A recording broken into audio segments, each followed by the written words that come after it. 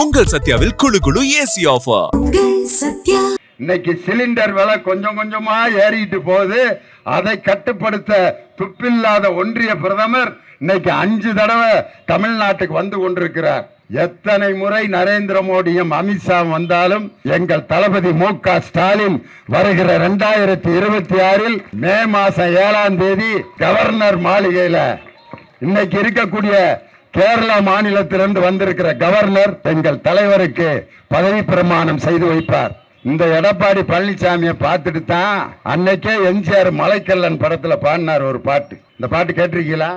எத்தனை காலம் தான் ஏமாற்றுவார் இந்த நாட்டிலே, இனி எத்தனை காலம் தான் எடப்பாடி ஏமாற்றுவார் இந்த நாட்டிலே.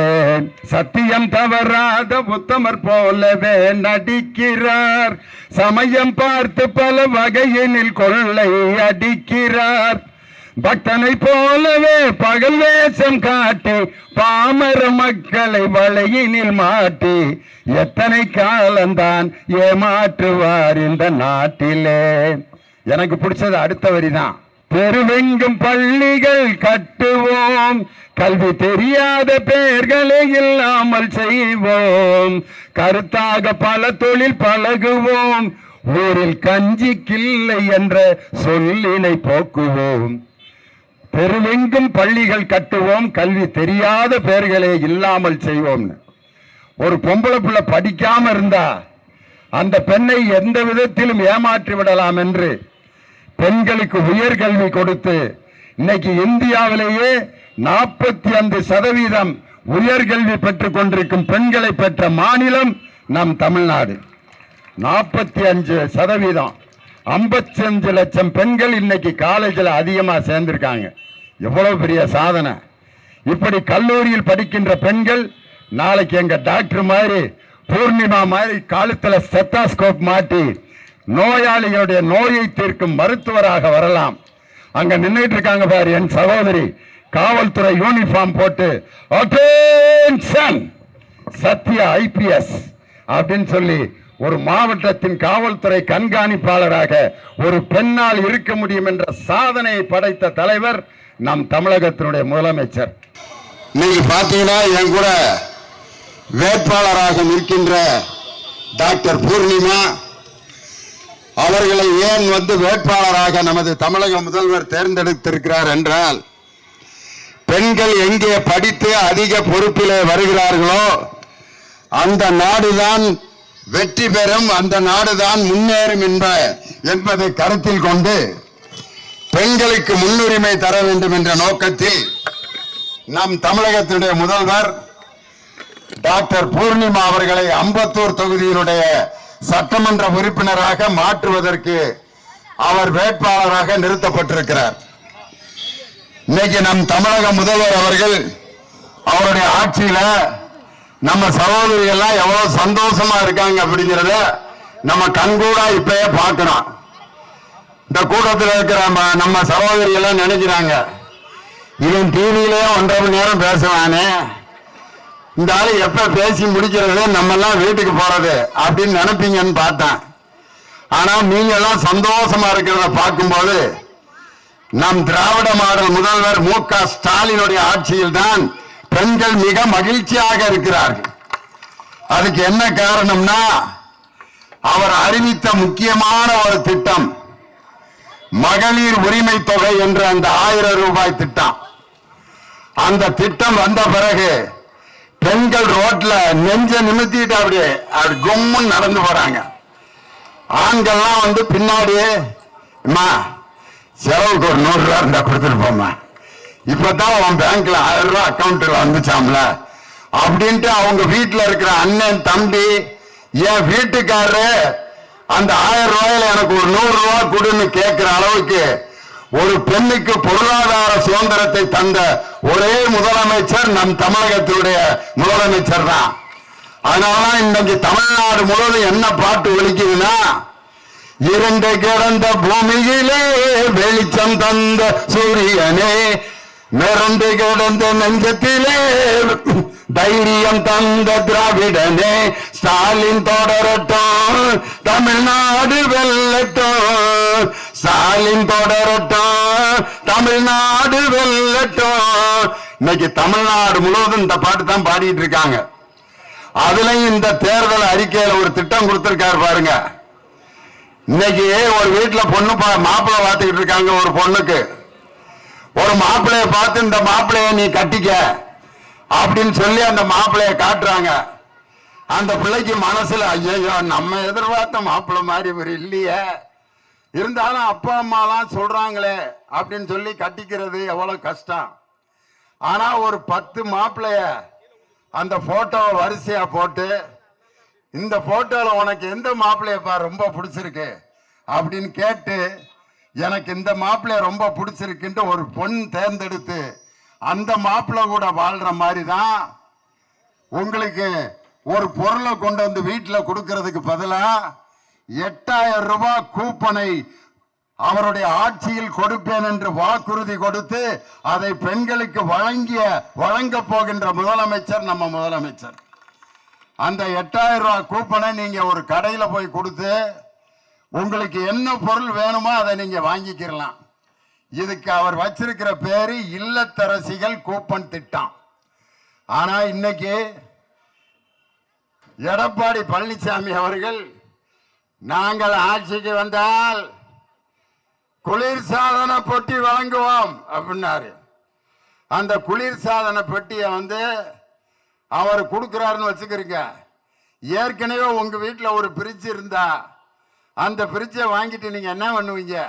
ஏற்கனவே இந்த பிரிட்ஜ் நல்லா தான் இருக்குது, இதை வேற திருப்பி கொண்டு வந்திருக்காங்க, இதை வித்துருவோம்க்கா அப்படின்னு சொல்லி அதை விற்கிறேன்னு சொல்லி யாராவது ஒருத்தத்தை ஏமாந்து அந்த பொருளை வித்து நீங்க ஏமாந்துருவீங்க என்ற ஒரே காரணத்திற்காக நீங்கள் வீட்டில் என்ன பொருள் இல்லையோ அதை தேர்ந்தெடுத்து வாங்க வேண்டும் என்ற நோக்கத்தில் சுதந்திரத்தை உங்கள் கையில் கொடுத்த ஒரே முதலமைச்சர் நம் தமிழகத்தினுடைய முதலமைச்சர் முத்துவேல் கருணாநிதி ஸ்டாலின். வருகின்ற மே மாசம் 4ஆம் தேதி டிவிலையும் ரேடியோலையும் அறிவிப்பாங்க. என்ன அறிவிக்க போறாங்க தெரியுமா? மே மாசம் 4ஆம் தேதி காலையில 10 மணிக்கு ஆல் இண்டியா ரேடியோ மாநில செய்திகள். வாசிப்பது செல்வராஜ். நடந்து முடிந்த தமிழ்நாடு சட்டமன்ற தேர்தலில் அம்பத்தூர் தொகுதியில் போட்டியிட்ட டாக்டர் பூர்ணிமா தன்னை எதிர்த்து போட்டியிட்ட அனைத்து வேட்பாளர்களையும் விட 80,000 வாக்குகள் வித்தியாசத்தில் வெற்றி பெற்று திராவிட முன்னேற்ற கழகத்தின் சட்டமன்ற உறுப்பினராக பொறுப்பேற்பார் அப்படின்னு அறிவிக்கும் போது நீங்க திண்டுக்கல் லியோனிய நினைச்சு பார்ப்பீங்க. இன்னைக்கு பார்த்தீங்கன்னா ஒரு வீட்டில் ஒரே ஒரு பொம்பளை பிள்ளை பிறந்திருக்கான். அந்த பிள்ளைய அவங்க அப்பா கட்டி கொடுத்துருப்பாரு. திடீர்னு அவங்க அப்பாவுக்கு சுகம் இல்லை அப்படின்னு சொன்னோன்னா ஒரு 3-4 வருஷத்துக்கு முன்னாடி அந்த பிள்ளை அவங்க வீட்டுக்கார்ட்ட போய், ஏங்க எங்க அப்பாவுக்கு சவிக்கம் இல்லையாங்க, நானே ஒரே பொம்பளை பிள்ளைங்க, போய் எங்க அப்பாவை பார்த்துட்டு வந்துடுறேனுங்க அப்படின்னு கேட்குது. அந்த வீட்டுக்காரன் சொல்றேன், ஏய் போடி, நான் உங்க அப்பா பெரிய லாடு லபக்தாசா, அப்புறம் போய் பார்த்துக்கலாம். இல்லைங்க ஒரே பிள்ளைங்க, நான் பக்கத்தில் யாருமே இல்லைங்க, நான் போய் பார்த்துட்டு வந்துடுறேனுங்க. முடியாது, நான் சொல்றப்ப தான் நீ போகணும், உள்ளபடி அப்படின்னு திட்டுறாரு. ஆனா இன்னைக்கு என்ன நிலைமை தெரியுமா? அந்த ஒரே பிள்ளையா பிறந்த அந்த பொம்பளை பிள்ளை வீட்டுக்கார்ட்ட மாமா எங்க அப்பாவுக்கு சவிக்கம் இல்லையா, நான் போய் பார்த்துட்டு வந்துடுறேன், வீட்டில் பிள்ளைகளை பார்த்துக்க. பஸ்ஸுக்கு என்னடி செய்வ? எங்க அண்ணன் ஸ்டாலின் விடியல் பயணம் பஸ் விட்டுருக்காரு, அதுல ஏறி போய் எங்க அப்பாவை பார்த்துட்டு வந்துடுவேன். உங்க அப்பாவுக்கு சாத்துக்குடி ஹார்லிக்ஸ் எல்லாம் வாங்கணும்ல, காசுக்கு என்ன செய்வ? அப்பயும் அந்த பிள்ளை சொல்லுது, எங்க அண்ணன் ஸ்டாலின் மாசம் மாசம் 1000 ரூபாய் எனக்கு பேங்க்ல போடுறாரு, அதை வச்சு நான் எங்க அப்பாவுக்கு வாங்கி கொடுத்துருவேன்னு சொல்ற ஒரு நாளை உருவாக்கிய முதலமைச்சர் நம் தமிழகத்தினுடைய முதலமைச்சர். தாய் கிழவி படம் பார்த்தீங்களா எல்லாரும்? அதுல ராதிகா அம்மா ஒரு பாட்டியா நடிச்சிருக்கேன். அதுல அந்த அம்மா ஒரு வசனம் சொல்லும், பார்த்திருக்கீங்களா? இந்தாங்கடி பொம்பளை பிள்ளைகளா, நான் சொல்றத கொஞ்சம் கேளுங்க. ஆம்பளை கடவுள்லாம் ஆக்குறதுக்கு அழிக்கிறதெல்லாம் ஆம்பளையில கடவுளா வச்சிருக்காங்கடி. ஆனா படிப்புக்கும் பணத்துக்கும் பொம்பளைய தாண்டி கடவுளா வச்சிருக்காங்க. அதனால நீங்க நல்லா படிங்கடி, நிறைய சம்பாதிங்கடி. உங்க கையில காசு இருந்தா தான், உங்க கையில படிப்பு இருந்தா தாண்டி உங்களை மதிப்பாங்க அப்படின்னு தாய் கிழவி படத்துல ராதிகா அம்மா சொல்லுவாங்க. அது மாதிரி பெண்களுக்கு படிப்பையும் பணத்தையும் கொடுத்து அவர்களை லட்சுமியாகவும் சரஸ்வதியாகவும் மாற்றிய தலைவர் நம் தமிழகத்தினுடைய முதலமைச்சர். இன்னைக்கு எடப்பாடி பழனிசாமியோட திட்டம் எப்படி இருக்குன்னா, ஜல்லிக்கட்டு போட்டியில ஒருத்தன் மாடு முட்டி செத்துட்டான்னா 15 லட்சம் தர்றேங்கிறாரு செத்தவனுக்கு. ஆனா என் தலைவர் ஜல்லிக்கட்டு போட்டியில மாடுகளை அடக்கிய வீரனுக்கு அரசாங்கத்தில் வேலை தருவேன் என்று சொன்னவர் நம் தமிழகத்தினுடைய முதலமைச்சர். அவர் வெற்றி மாலையை கொடுக்கிறாரு, நம்ம எடப்பாடி பொணத்துக்கு மாலையை தூக்கிட்டு போறார். எப்படிப்பட்ட தலைவர் பாருங்க.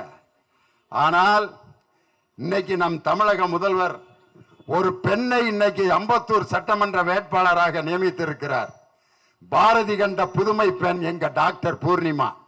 பட்டங்கள் ஆள்வதும் சட்டங்கள் செய்வதும் பாரினில் பெண்கள் நடத்த வந்தோம். எட்டும் அறிவினில் ஆணுக்கு பெண் இங்கு இளைப்பிள்ளை கான் என்று கும்மியடி.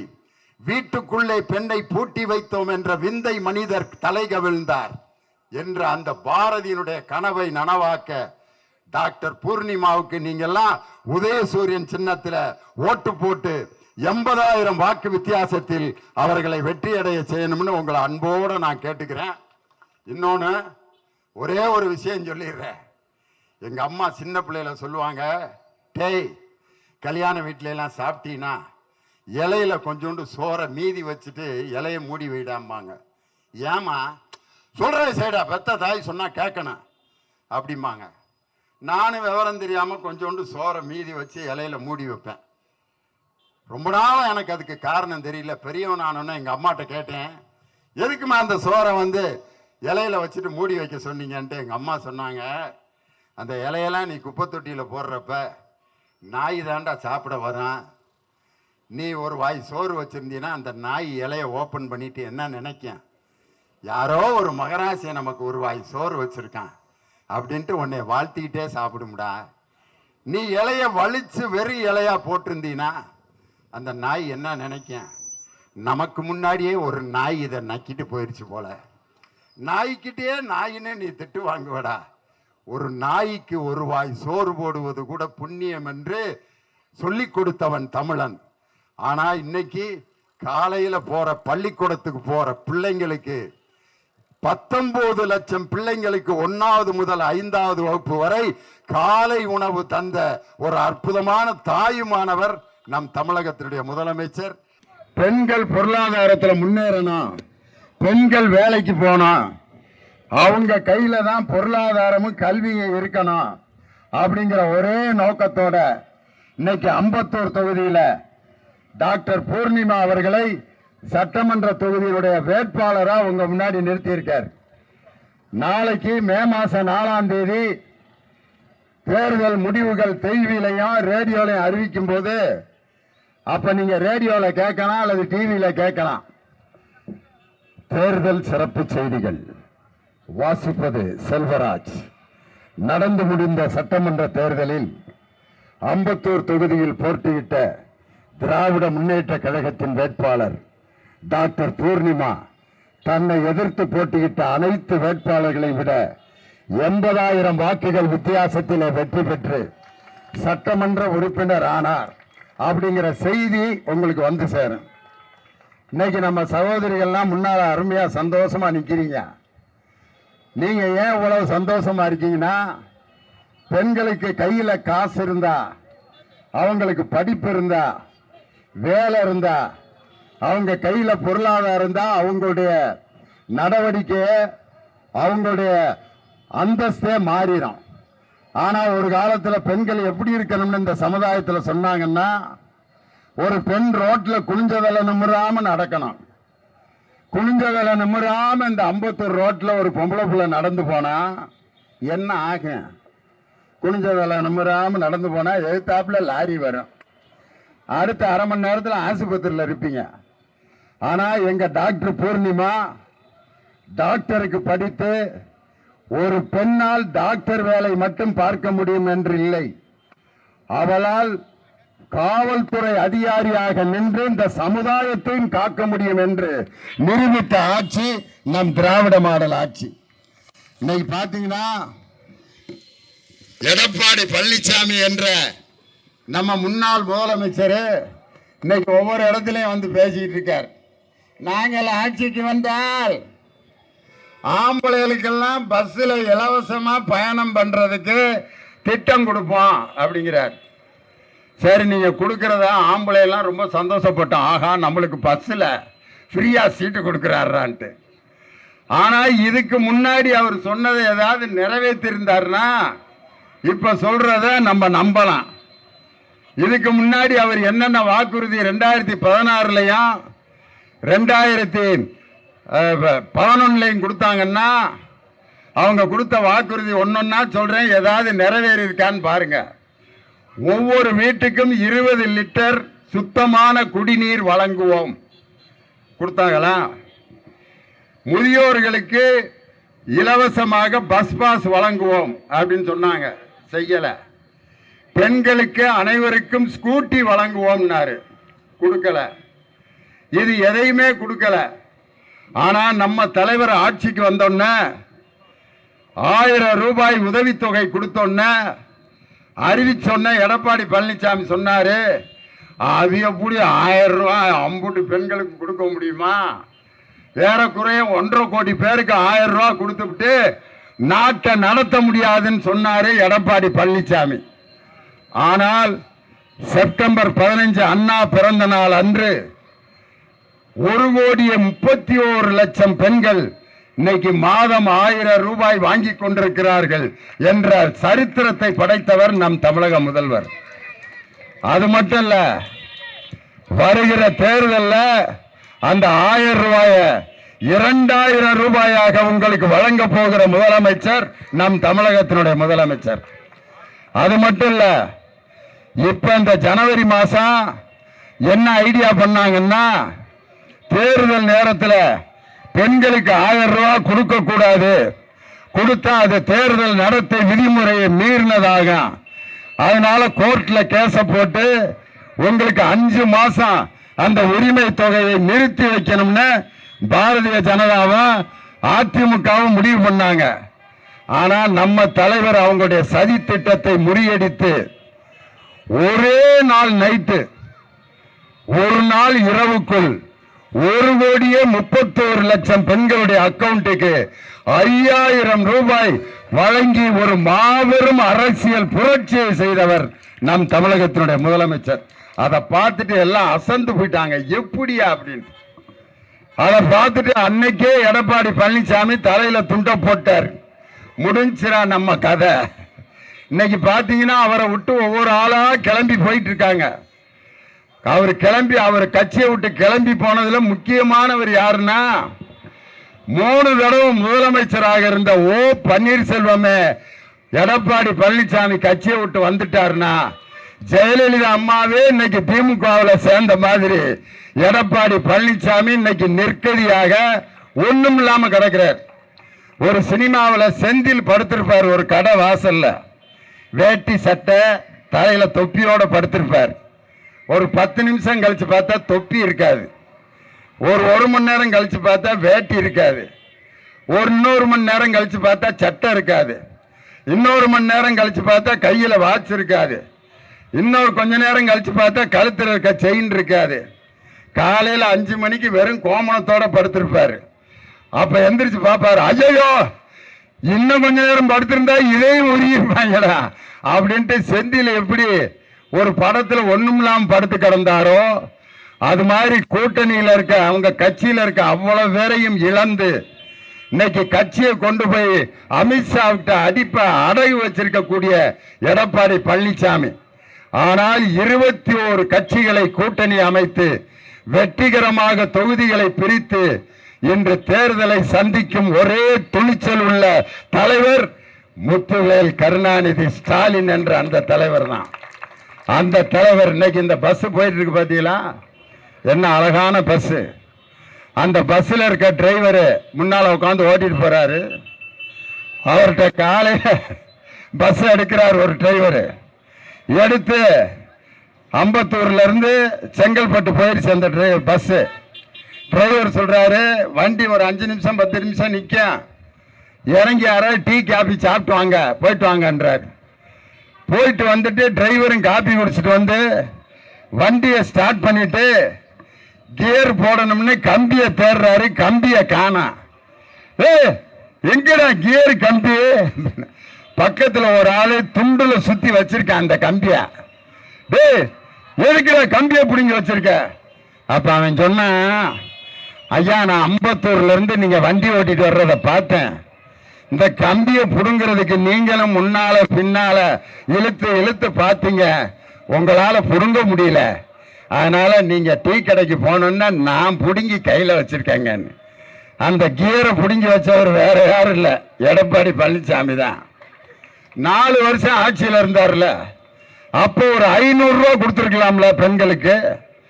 அப்ப பெண்களுக்கு இலவச பயணத்தை அறிவிச்சிருக்கலாம்ல.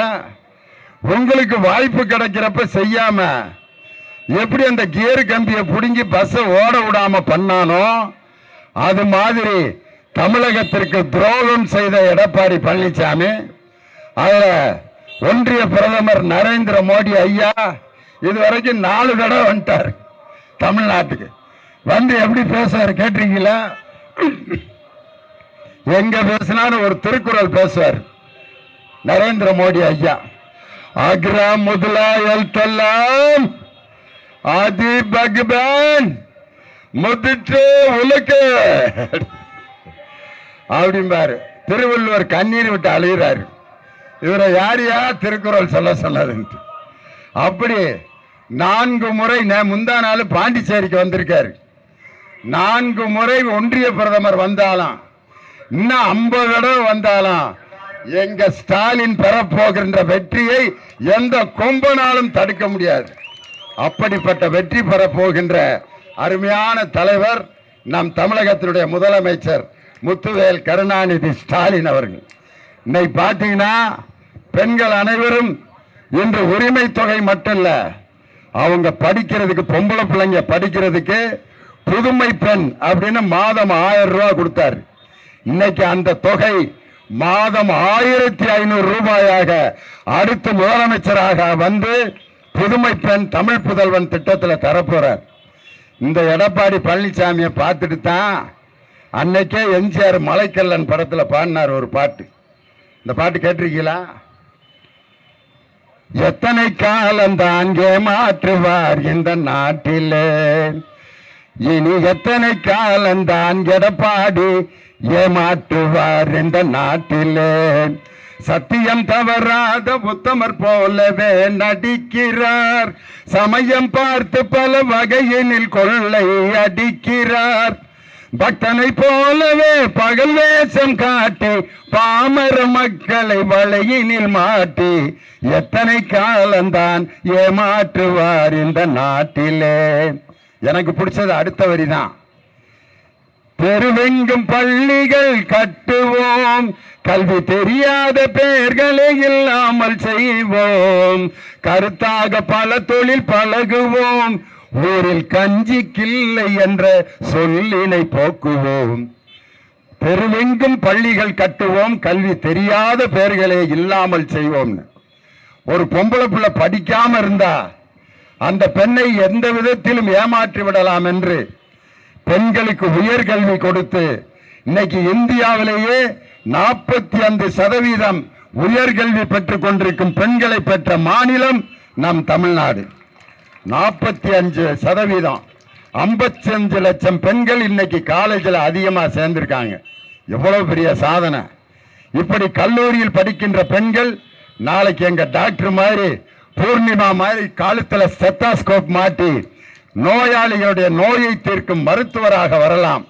அங்க நின்றுட்டு இருக்காங்க பாரு என் சகோதரி, காவல்துறை யூனிஃபார்ம் போட்டு அட்டென்ஷன் சத்யா IPS அப்படின்னு சொல்லி ஒரு மாவட்டத்தின் காவல்துறை கண்காணிப்பாளராக ஒரு பெண்ணால் இருக்க முடியும் என்ற சாதனையை படைத்த தலைவர் நம் தமிழகத்தினுடைய முதலமைச்சர். அப்படிப்பட்ட பெண்களுக்கு கல்வியையும் படிப்பையும் தந்து பொருளாதார சுதந்திரத்தையும் தந்த ஒரு அற்புதமான தலைவர் நம் தமிழகத்தினுடைய முதலமைச்சர். இன்று தேசிய கூட்டணி என்று ஜனநாயக கூட்டணின்னு என்டிஏன்னு ஒரு கூட்டணி வச்சிருக்காங்க.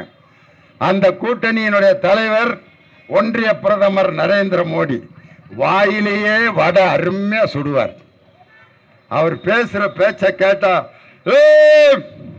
மேரே சபுனை கே ராணி கபு ஓயே கேட்டு நீங்கெல்லாம் பார்த்தா ஆஹா இவ்வளவு அழகா பேசுறாரே நமக்கு எல்லாம் செய்வாரா அப்படின்னு பார்த்தா இன்னைக்கு சிலிண்டர் விலை கொஞ்சம் கொஞ்சமா ஏறிட்டு போகுது. அதை கட்டுப்படுத்த துப்பில்லாத ஒன்றிய பிரதமர் இன்னைக்கு 5 தடவை தமிழ்நாட்டுக்கு வந்து கொண்டிருக்கிறார். எத்தனை முறை நரேந்திர மோடியும் அமித்ஷா வந்தாலும் எங்கள் தளபதி மு.க. ஸ்டாலின் வருகிற 2026 மே மாசம் 7ஆம் தேதி கவர்னர் மாளிகையில இன்னைக்கு இருக்கக்கூடிய கேரளா மாநிலத்திலிருந்து வந்திருக்கிற கவர்னர் எங்கள் தலைவருக்கு பதவி பிரமாணம் செய்து வைப்பார். எம்.கே. ஸ்டாலின், முத்துவேல் கருணாநிதி ஸ்டாலின் என்னும் நான் தமிழகத்தின் முதல்வராக பொறுப்பேற்கிறேன். இது மே மாசம் 7ஆம் தேதி நடக்கும். மே மாசம் 4ஆம் தேதி டாக்டர் பூர்ணிமா எம்எல்ஏ அம்பத்தூர் அப்படிங்கிற போர்டுல நம்ம எம்எல்ஏ ஆபீஸ்ல வந்து உட்காருவாங்க. ஒரு பெண் கையில் அரசியல் அதிகாரத்தை தந்தது திமுக. இன்னைக்கு நாட்டில் தமிழ்நாட்டில் இருக்கிற மாநகராட்சியில 11 மாநகராட்சியில பெண்கள் மேயரா இருக்காங்கன்னா இந்த சாதனை படைத்தவர் முத்துவேல் கருணாநிதி ஸ்டாலின் என்ற தலைவர்.